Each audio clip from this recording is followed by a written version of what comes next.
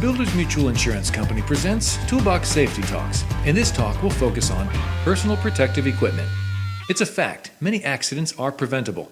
Job site hazards can be avoided through rigorous training and administrative controls. However, when those measures are not available or prove ineffective, personal protective equipment can put a barrier between you and the hazards. Types of personal protective equipment. Hearing protection. Used when exposed to noise at or above 90 decibels, dB, TWA, time-weighted average. If you have to yell to communicate, you need hearing protection. Hard hats. Wear when exposed to electrical or struck by hazards, or falling or airborne objects. Gloves and arm protection. Cover hands and arms when exposed to chemicals, heat, cold, radiation agents, or abrasive surfaces. Respirators. Should be used when exposed to harmful inhalation hazards due to chemicals. Respirators have intended uses. Ensure the respirator you are using is properly selected for the hazard to which you are exposed. For example, dust respirators are used for silica exposure when cutting block.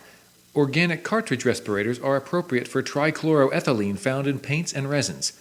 Safety harnesses with lanyards should be implemented when exposed to fall hazards of 6 feet or more. Eye and face protection. Glasses are intended to be used to protect from impact hazards like when using saws. Goggles protect the eyes from splash hazards. Face shields are intended to protect the face from splash hazards and should be worn with safety glasses or goggles. Steel-toe shoes should be worn when moving or working around potential heavy falling objects. Remember, your knowledge and experience are your first lines of defense against job site hazards, but always wear personal protective equipment when conditions call for it. Thank you for watching.